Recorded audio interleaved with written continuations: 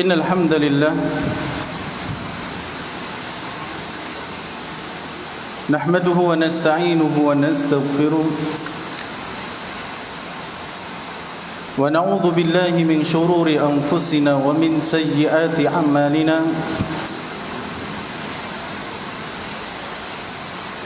من يهده الله فلا مضل له ومن يضلل فلا هادي له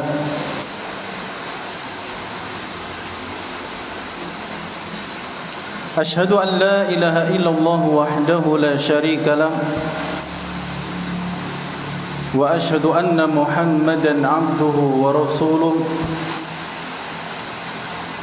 صلى الله عليه وعلى آله وأصحابه ومن سار على نهجه وتمسك بسنته إلى يوم الدين وسلم تسليما كثيرا أما بعد قال الله تبارك وتعالى في كتابه الكريم يا أيها الذين آمنوا اتقوا الله حق تقاته ولا تموتن إلا وأنتم مسلمون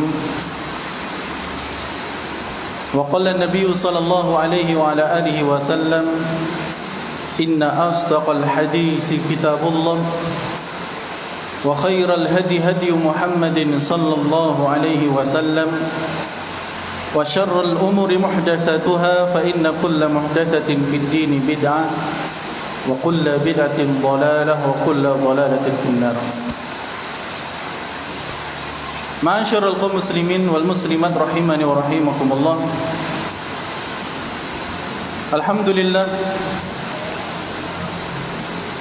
segala puji hanya milik Allah Subhanahu wa taala yang masih memberikan kepada kita kesempatan untuk bisa beribadah kepadanya sehingga kita bisa melaksanakan salah satu di antara ibadah tersebut,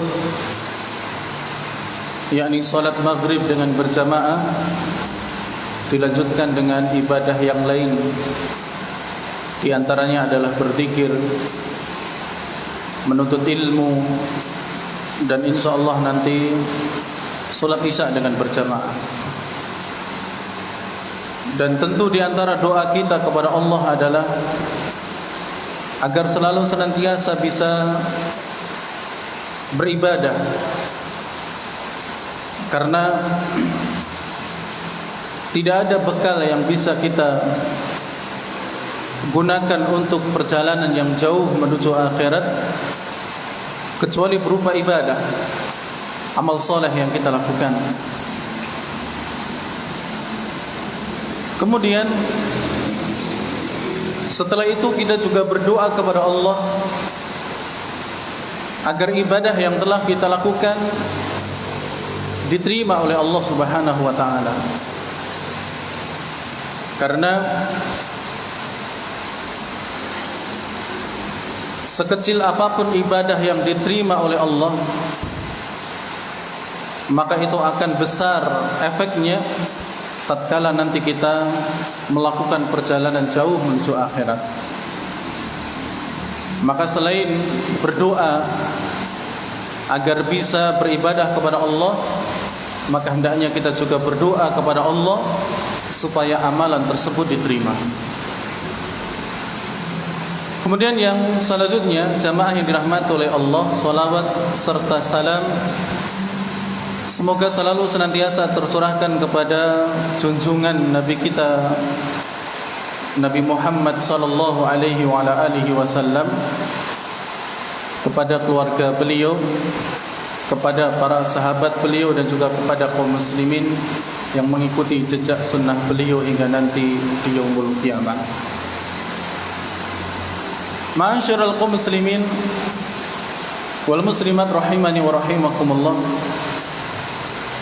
Pada kesempatan malam hari ini, qadarullah Ustaz Mariadi berhalangan, tidak bisa hadir. Maka mudah-mudahan antum yang datang dengan niatan belajar Al-Quran mendapatkan pahala dari Allah Subhanahu wa taala, kemudian ditambah lagi dengan pahala mendengarkan apa yang nanti ingin kita sampaikan.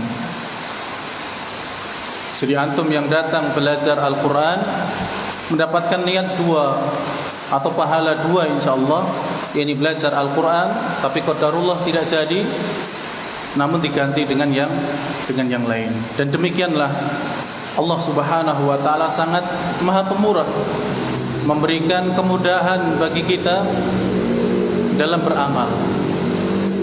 Oleh karena itu,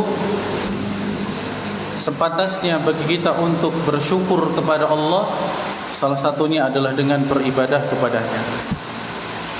Jamaah yang dirahmati oleh Allah, pada kesempatan malam hari ini untuk mengisi kekosongan,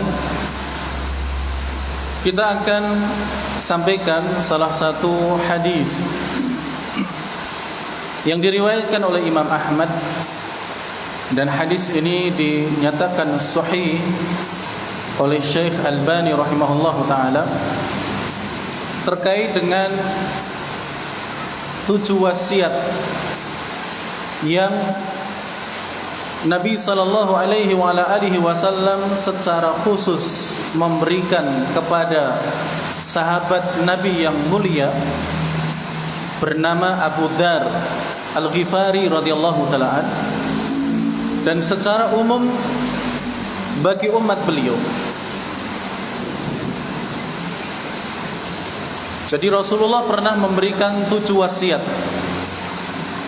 secara khusus kepada Abu Dzar Al-Ghifari radhiyallahu taala, dan secara umum tentunya untuk umat beliau. Dan semoga 7 hal ini bisa memberikan tambahan wawasan kepada kita, dan 7 hal ini merupakan bentuk ibadah juga kepada Allah Subhanahu wa taala. Demikian pula di antara kunci dari kunci-kunci kehidupan di dunia ini. Saya akan bacakan hadisnya. An Abi Dzar radhiyallahu taala anhu qala Ausini khalili bisab'in. Dari Abu Dzar Al-Ghifari, semoga Allah Subhanahu wa taala meridhai beliau. Beliau pernah berkata, telah berwasiat kepadaku kekasihku dengan 7 hal. Jadi kalau ada sahabat mengatakan dalam riwayat kekasihku, maka yang dimaksud adalah Rasulullah sallallahu alaihi wasallam. Telah berwasiat kepadaku kekasihku, berarti yang dimaksud adalah Rasulullah. Jadi kalau sahabat mengatakan kekasihku, berarti Rasulullah sallallahu alaihi wasallam. Bukan seperti anak muda sekarang. Ya, kalau kekasihku berarti siapa? Ya, pacarnya. Kekasihku telah memberikan sesuatu, berarti siapa? Ya, pacarnya. Ya. Tidak seperti itu. Tapi kalau sahabat, kekasihku adalah Nabi sallallahu alaihi wasallam dengan 7 hal. Yang pertama, bihubbil masakini wa an adwa minhum. Mencintai orang-orang miskin dan dekat dengan mereka. Agar aku mencintai orang-orang miskin dan dekat dengan mereka. Ini wasiat yang pertama.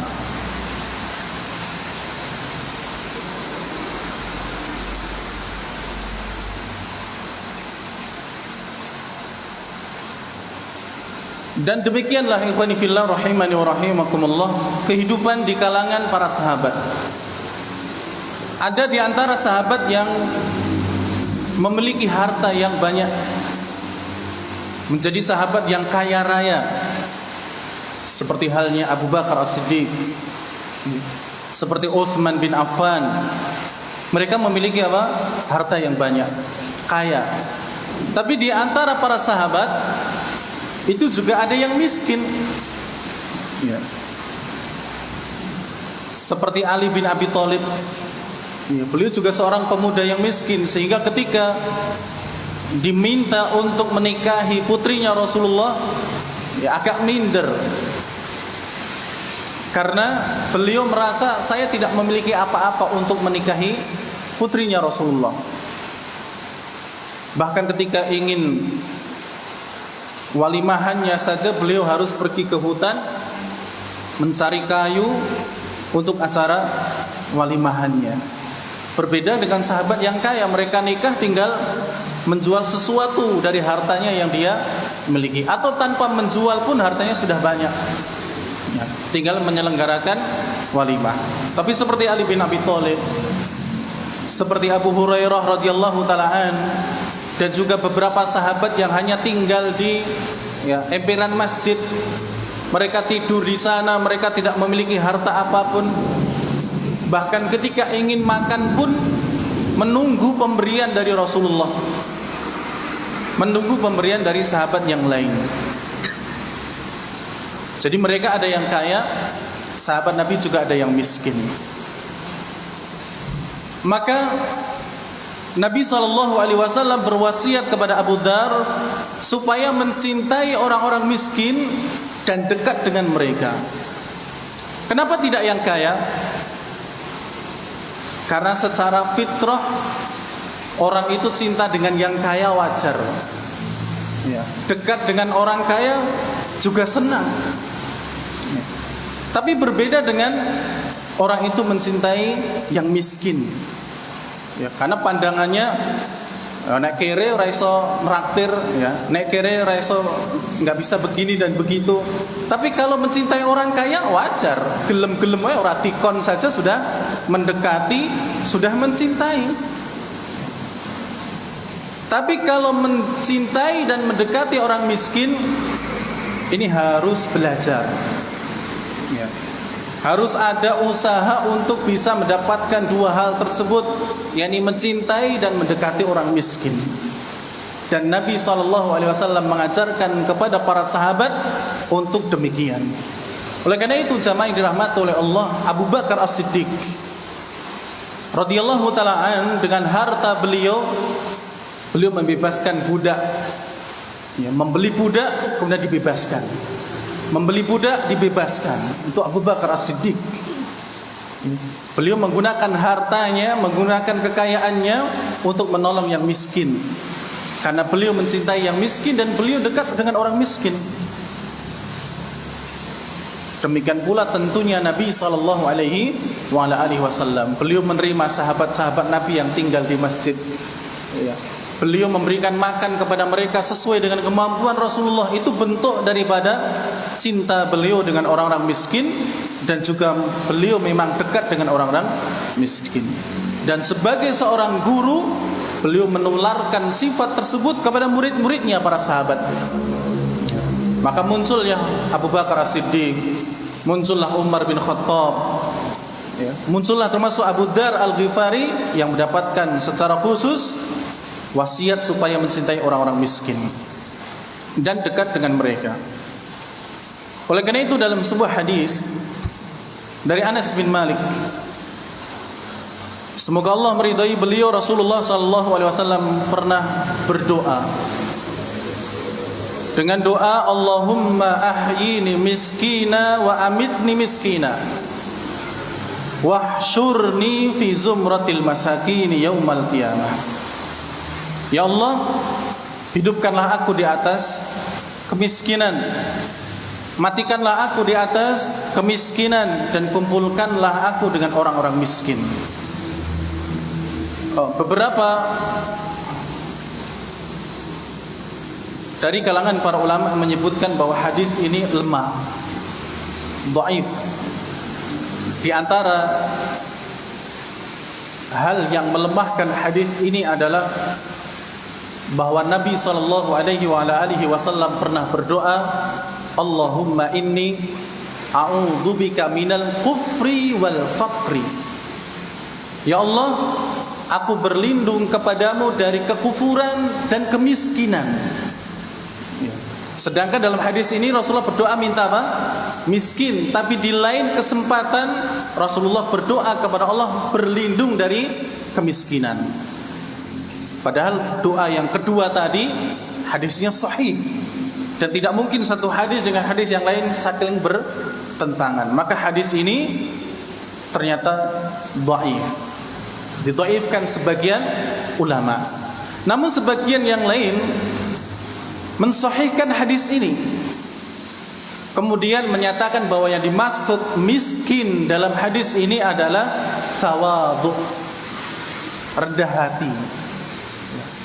Jadi ya Allah, hidupkanlah aku dengan sifat rendah hati, di atas sifat rendah hati, dan wafatkanlah aku juga di atas sifat rendah hati, dan kumpulkanlah aku nanti di hari kiamat bersama dengan orang-orang yang rendah hati. Ya, jadi miskin yang dimaksud bukan miskin ya kere, itu bukan ya. Karena kalau demikian, pertama bertentangan dengan hadis tadi. Rasulullah berlindung dari kemiskinan. Yang kedua, kalau memang yang dimaksud miskin itu benar-benar miskin, kita nggak akan mungkin minta dan berdoa dengan doa ini. Ya, siapa yang berani berdoa dengan doa ini? Jaluk kere. Padahal setiap hari jaluk apa? Sugih. Ya. Iya kan? Kita kalau berdoa mintanya utangnya lunas, yang duit sawah oke kan gitu. Tapi berdoa dengan ini nggak mungkin mau. Ya, nggak mungkin apa? Mau. Tapi kalau sekarang kita tahu makna miskin di sini apa? Tawadhu, maka nggak usah khawatir dengan doa ini. Silahkan berdoa, Allahumma ahyini miskina. Ya Allah, hidupkanlah aku di atas kemiskinan. Tapi yang dimaksud miskin apa? Rendah hati. Jadi kalau Allah takdirkan kita kaya, maka kita menjadi seorang yang kaya, yang tawadhu, rendah hati. Dan itu sulit dimiliki oleh mereka yang, mohon maaf, memiliki ya harta yang levelnya tinggi. Makanya kenapa pakai miskin? Karena memang kebanyakan yang rendah hati itu ya orang miskin. Mereka berdoa kepada Allah dengan doa yang sebenar-benarnya, kan memang butuh. Tapi kalau orang yang mungkin hartanya banyak, mereka berdoa kepada Allah seakan-akan hanya sekedar berdoa saja. Tapi kehadiran hati dalam berdoa tersebut sulit. Ya. Terkadang seorang berdoa, ya Allah saya minta harta yang banyak, jika engkau mau misalnya. Ya, ini kan ya, atau walaupun saya sudah punya ini dan itu. Jadi di sini ada perseberangan daripada apa yang dia katakan. Jadi jamaah yang dirahmati oleh Allah Subhanahu wa taala, jika hadis ini adalah sahih, maka para ulama mengatakan yang dimaksud miskin adalah orang-orang yang rendah hati. Adapun jika memang makna miskin nanti di hari kiamat, ya, supaya dikumpulkan dengan orang-orang miskin, nggak apa-apa, karena sudah di hari kiamat. Ya. Di hari kiamat tidak ada yang kaya, tidak ada yang miskin. Tapi andaikan dikumpulkan dengan orang-orang miskin di sana, yang dahulu mereka miskin di dunia, tidak masalah. Makanya Aisyah radhiyallahu taala anha ketika mendengar hadis ini, beliau berkata kepada Rasulullah, bertanya, "Lima ya Rasulullah?" Kenapa demikian wahai Rasulullah? Rasulullah mengatakan, innahum yadkhuluna al-jannata qabla aghniyaihim bi arba'ina harifan atau bi arba'ina kharifan. Sesungguhnya orang-orang miskin atau sesungguhnya orang-orang yang memiliki sifat rendah hati, mereka akan masuk ke dalam surganya Allah Subhanahu wa taala sebelum mereka yang kaya, dengan jarak 40 tahun. Ya, 40 tahun. Jadi orang miskin dulu masuk ke dalam surga, baru 40 tahun berikutnya orang-orang kaya yang masuk surga. Padahal satu hari di akhirat dengan satu hari di dunia berbeda. Ya. Maka jamaah yang dirahmati oleh Allah Subhanahu wa taala, andaikan kita dihidupkan di atas kemiskinan, di atas sifat rendah hati, demikian pula diwafatkan dalam sifat rendah hati ataupun dalam keadaan miskin, maka kalaupun nanti di akhirat kita dikumpulkan dengan orang miskin, tidak ada masalah. Karena di akhirat kita sudah tidak lagi memandang mana yang miskin, mana yang kaya. Tapi kita akan melihat siapa yang selamat dan siapa yang tidak selamat. Karena semuanya akan mempertanggungjawabkan di hadapan Allah Subhanahu wa taala. Kemudian jamaah yang dirahmati oleh Allah, yang kedua, wasiat Rasulullah kepada Abu Dzar, wa an anzura ila man huwa asfalu minni wala anzura ila man huwa fawqaki. Melihat kepada orang yang berada di bawah kita dan tidak melihat kepada orang yang ada di atas kita. Jadi kata Abu Dzar, dan supaya aku melihat orang yang ada di bawahku dan supaya aku tidak melihat orang yang ada di atasku. Catatan besar dalam hal dunia. Ya, dalam hal dunia. Ini resep dari Nabi SAW hidup di dunia. Ya. Dalam hal dunia, kita tidak boleh melihat orang yang ada di atas kita.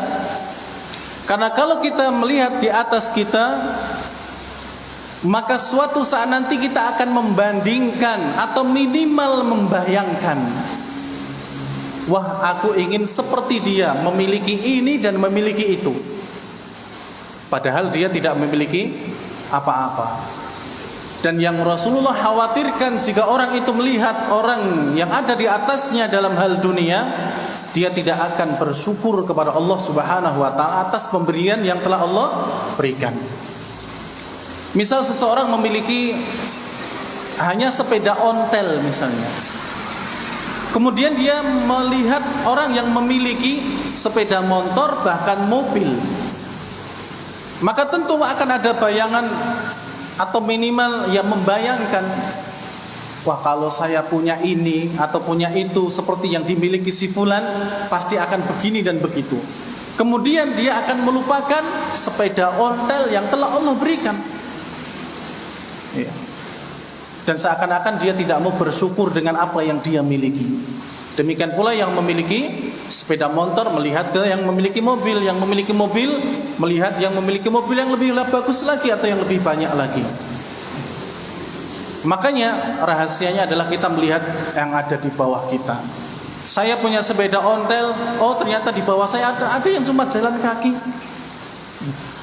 Bahkan mohon maaf, ada yang tidak bisa berjalan kaki.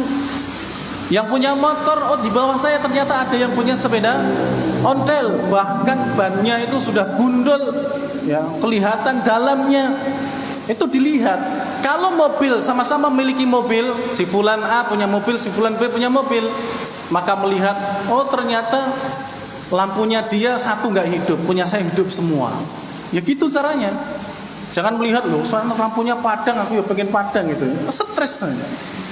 Ya, nanti sana yang punya mobil ada ya baknya belakang gitu misalnya, nanti akan ngikutin kan.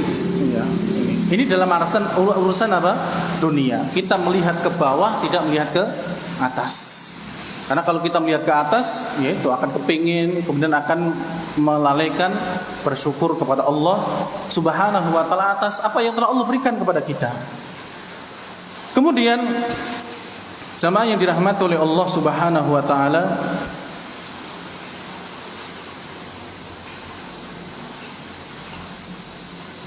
jadi ini adalah resep dari Nabi SAW dalam urusan dunia. Adapun urusan akhirat, urusan ibadah, urusan amal, dibalik. Melihat yang atas bukan melihat yang bawah. Ya. Tapi terkadang kita itu kebalik. Urusan dunia lihatnya ke atas, tidak melihat ke bawah, tapi urusan ibadah lihat ke bawah, tidak lihat ke atas. Lah si fulannya orang sholat ya sugih, akhirnya nggak ikut sholat. Ya. Lah itu ustadz aja nggak sholat sunnah, itu misalnya kan gitu. Padahal dia mungkin sholat di rumah, atau mungkin sudah sholat sama kita nggak tahu.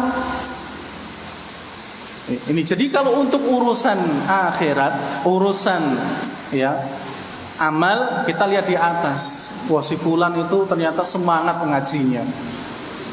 Wah itu ternyata mbah itu bahasa Arab juga kalau pulang udah nggak ngerti apa-apa, tapi tetap masuk.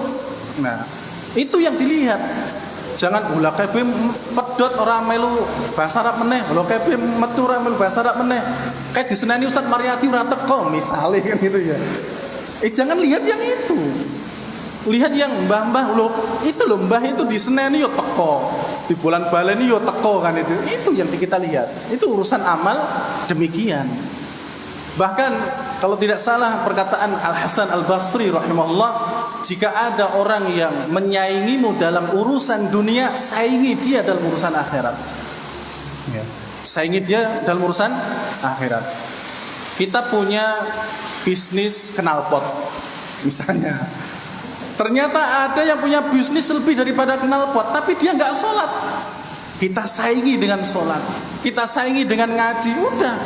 Jangan mikir yang punya gede itu, kalau punya gede stres antum. Bangkrut knalpote gara-gara kepengen yang atas. Tapi saingi dengan urusan apa? Akhirat. Karena urusan dunia jamaah yang dirahmati oleh Allah, Rasulullah mengatakan kalau kita ini meninggalkan sesuatu karena Allah, maka akan diganti dengan yang lebih baik dari sesuatu yang kita tinggalkan. Atau kalau ketika kita mengikuti apa yang dikatakan Allah dan Rasulnya, maka dunia akan mengikuti. Itu kata Rasulullah. Ya. Jadi untuk urusan akhirat kita lihat yang atas. Semangatnya, si fulan itu semangatnya luar biasa. Dari jauh tempatnya, kita jalan kaki saja bisa. Kenapa kita nggak ikut seperti si fulan yang jauh, ya hujan-hujan datang dan sebagainya. Kita contoh yang seperti itu dalam hal apa? Amal. Ya. Dia nggak punya sepeda saja bisa datang ke masjid dengan jalan kaki. Kita yang punya sepeda tentu harus lebih apa? Semangat lagi. Ya, demikian dalam urusan amal. Tapi untuk urusan dunia, ya maka kita lihat yang bawah. Karena di bawah kita itu masih banyak orang-orang yang tidak seberuntung kita. Kalau ngikutin dunia, ngikutin HP lah misalnya, udah besok itu sudah ganti lagi HP yang lebih canggih. Ya. Sudah beli lagi, besok lagi akan ada. Ya, karena urusan dunia akan demikian. Demikian pula mungkin seperti motor, seperti mobil, akan demikian. Akan semakin bagus, akan semakin bagus. Dan kita kalau sudah punya, ya pengen juga mesti pengen yang itu lagi, yang lebih baik lagi terus. Itu urusan dunia. Kita balik urusan dunia melihat ke bawah, tidak melihat ke atas, tapi untuk urusan akhirat, urusan beramal kita lihat yang atas. Siapa yang paling semangat itu yang kita contoh. Kemudian yang ketiga, jamaah yang dirahmati oleh Allah, wasiat Rasulullah kepada Abu Dzar, wa an asila rahimi wa in jafani. Menyambung silaturahim atau silaturahmi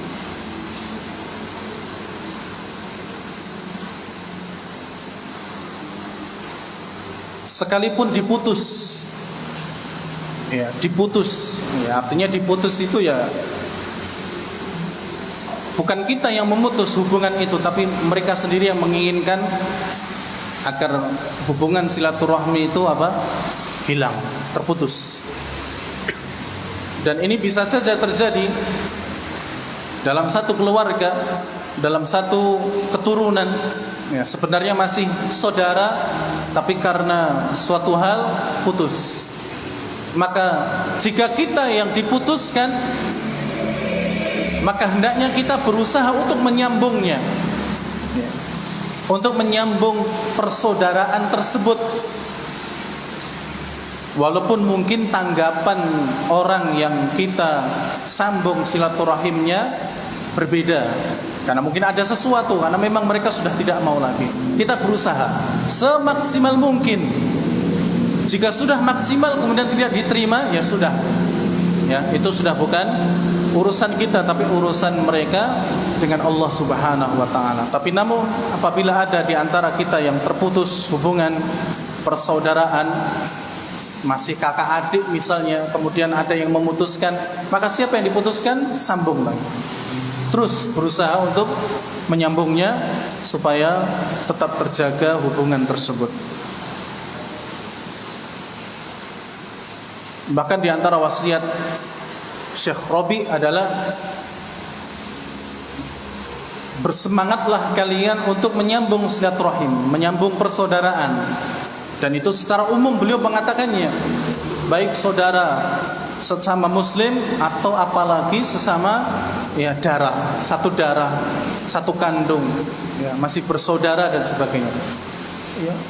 Jika dalam hubungan tersebut pernah ada sesuatu titik hitam, ada pertengkaran, ada perselisihan, maka sudah lupakan, kemudian ulangi lagi dengan lembaran yang baru. Itu diantara makna dari wasiat beliau. Karena memang hubungan persaudaraan ini sangat dijaga sekali dalam Islam, sehingga apabila ada yang memutus, hendaknya yang diputus berusaha untuk menyambungnya kembali. Dalam hadis yang sahih, Nabi SAW pernah mengatakan bahwa man arada ayyubsata fi rizqihi wa yunsa'a fi asarihi falyasil rahimah. Barang siapa yang ingin rizkinya dilancarkan oleh Allah, kemudian umurnya dipanjangkan oleh Allah, maka hendaknya dia menyambung hubungan silaturahim yang telah putus. Lihat, menyambung silaturahim Rasulullah gandengkan dengan pahala yang hubungannya dengan dunia. Yang pertama dilancarkan rizki, yang kedua dipanjangkan umurnya. Dipanjangkan rizkinya karena menyambung silaturahim, dan dipanjangkan umurnya juga karena silaturahim. Ini menunjukkan bahwa hubungan silaturahim yang terputus hendaknya disambung. Dan juga menunjukkan bahwa hubungan silaturahim dalam Islam benar-benar dijaga. Hubungan silaturahmi benar-benar dijaga, apalagi masih satu darah, masih kerabat dan sebagainya. Benar-benar dijaga. Rasulullah mengaitkan dengan dua pahala, dan itu masih dengan urusan dunia. Adapun makna dipanjangkan umurnya, maka para ulama mengatakan ada yang memang benar-benar dipanjangkan umurnya. Di Lauhul Mahfud dia tercatat 40 tahun meninggal karena sering silaturahim, bisa jadi dipanjangkan umurnya. Atau yang kedua, memang di Lauhul Mahfud umur 40 tahun dia sudah meninggal. Namun setelah dia meninggal, nama dia masih terus diucapkan orang lain. Kebaikan dia masih terus dikenang gara-gara suka silaturahim. Jadi seakan-akan dia masih hidup padahal sudah mati. Jadi terus dikenang kebaikannya. Demikian yang dimaksud dipanjangkan umur, dan itu diterangkan oleh para ulama. Kemudian jamaah yang dirahmati oleh Allah, wasiat yang selanjutnya, yang keempat,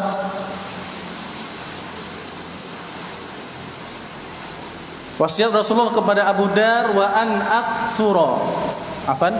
aktsira min la haula wa la quwwata illa billah. Memperbanyak kalimat la haula wa la quwwata illa billah. Kata Abu Dar, dan supaya aku memperbanyak mengucapkan kalimat la haula wa la quwwata illa billah.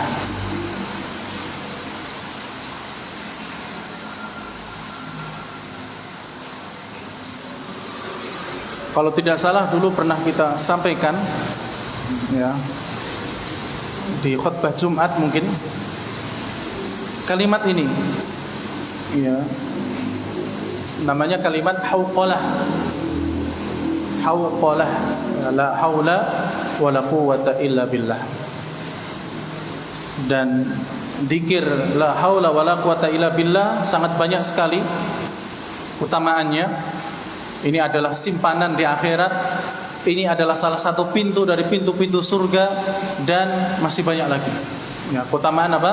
La haula wala quwwata illa billah.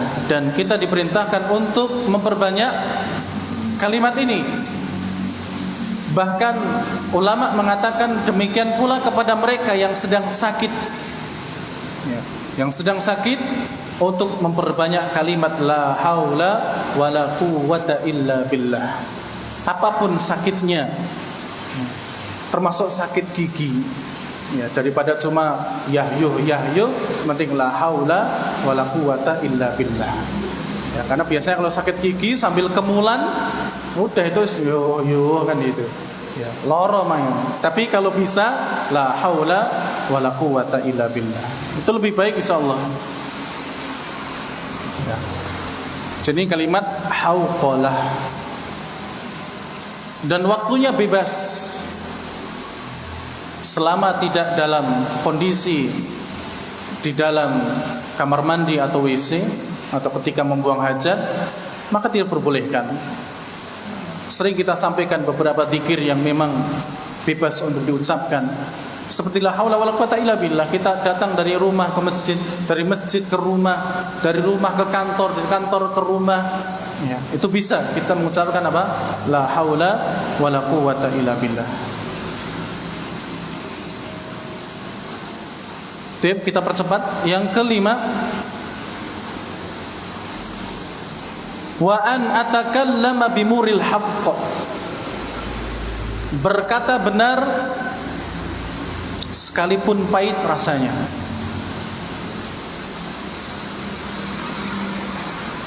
Ya, berkata benar sekalipun pahit rasanya. Ini yang kelima. Jadi jika sesuatu itu benar, ya kita katakan benar, walaupun terkadang pahit. Kenapa pahit? Karena terkadang kebenaran itu tidak semua orang bisa menerimanya langsung. Ada yang langsung, ada yang butuh proses, bahkan ada yang menolak. Makanya Nabi SAW pun demikian, bahwa yang berhak disembah itu hanya Allah. Patung-patung itu tidak berhak untuk disembah. Beliau ucapkan itu sekalipun pahit rasanya. Ya. Ada yang menolak, ada yang butuh proses baru masuk Islam, ada yang memang ketika itu masuk Islam, ya, berbeda. Ada yang mengusir beliau, ada yang menyiksa beliau, ada yang mengganggu dakwah beliau. Ya, demikianlah. Dan itu sudah dialami oleh Rasulullah. Maka apabila kita membawa sesuatu yang pernah dibawa oleh Rasulullah, maka pasti di sana ada orang-orang yang akan menentangnya. Ada orang-orang yang butuh proses untuk menerimanya. Dan mungkin ada juga yang memang bisa langsung menerima apa yang kita sampaikan. Tapi tetap, kalau itu batil ya batil, kalau itu haram ya haram, kalau itu tidak berhak untuk disembah ya tidak berhak untuk disembah. Sampaikan kebenaran sekalipun apa? Pahit rasanya. Yang keenam, wala ta'khudni fillahi lawmata la'im. Tidak takut celaan orang yang mencela. Ya, tidak takut celaan orang yang mencela dalam hal dakwah. Ya, dalam hal dakwah.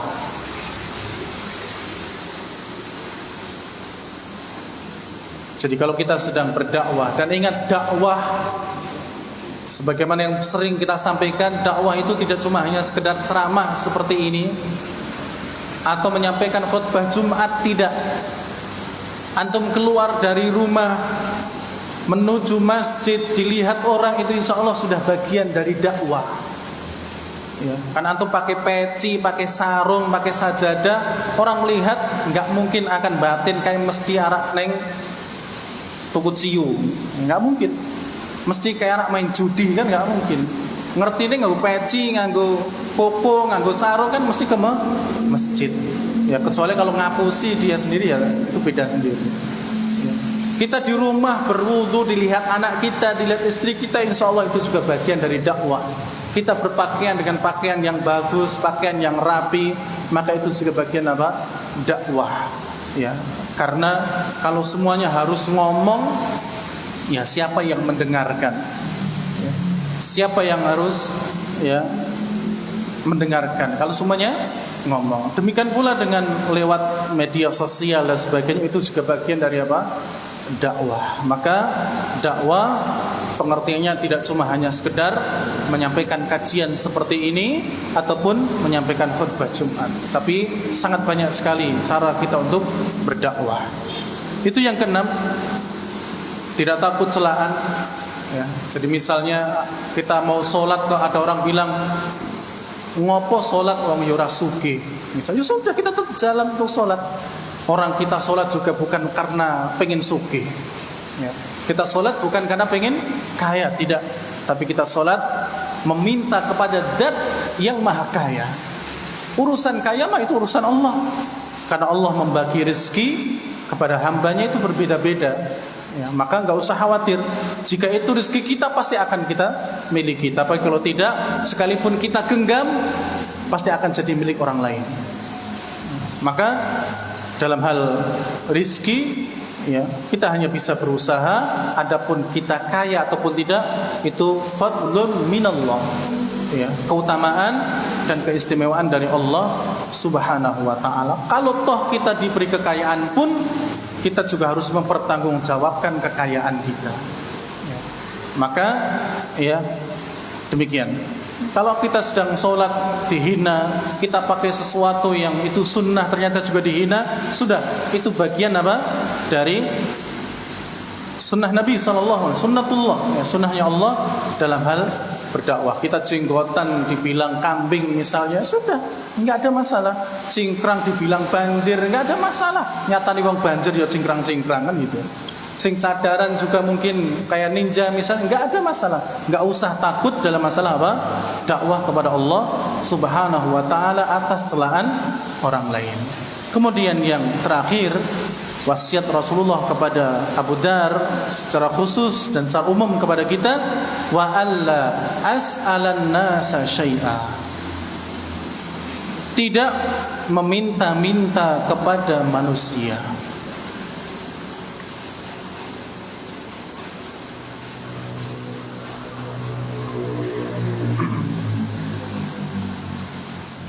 Ya, sedikit pun tidak meminta-minta kepada manusia, sedikit pun.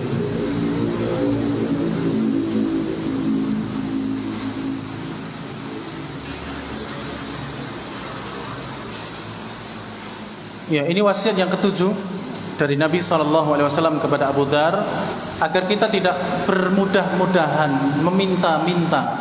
Ya. Adapun kalau diberi itu beda. Ya. Tapi setidaknya kita tidak menjadi orang yang tangannya di bawah. Ya. Tapi kalau diberi, ya itu beda lagi ceritanya. Tapi kalau minta-minta, padahal kita mampu misalnya, maka hendaknya tidak melakukan hal ini. Ya, tidak melakukan hal ini. Bahkan dalam hadis yang lain, Nabi SAW mengancam dengan orang-orang yang sebenarnya bisa bekerja untuk mencukupi dirinya, tapi dia bergantung dengan meminta-minta. Ya.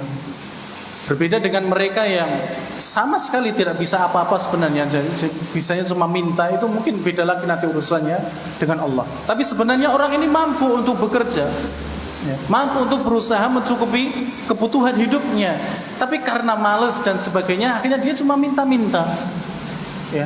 Bahkan kata Nabi SAW, orang yang seperti ini nanti di akhirat mukanya itu tanpa daging, ya, kerongkongan. Itu nanti bisa terlihat. Berarti orang itu di dunia sukanya minta-minta, padahal dia mampu untuk memenuhi kebutuhannya sendiri. Wallahu taala a'lam bishawab. Demikian apa yang bisa kita sampaikan pada kesempatan malam hari ini. Mudah-mudahan bermanfaat bagi saya pribadi dan juga untuk jamaah sekalian, dan semoga Allah Subhanahu wa taala selalu memberikan kepada kita keistiqomahan untuk bisa beribadah kepadanya dan diberikan kekuatan untuk bisa meninggalkan apa yang Allah Subhanahu wa taala larang. Demikian, kurang lebihnya mohon maaf. Subhanakallahumma rabbana wa bihamdik asyhadu an la ilaha illa anta astaghfiruka wa atubu ilaik. Wassalamualaikum warahmatullahi wabarakatuh.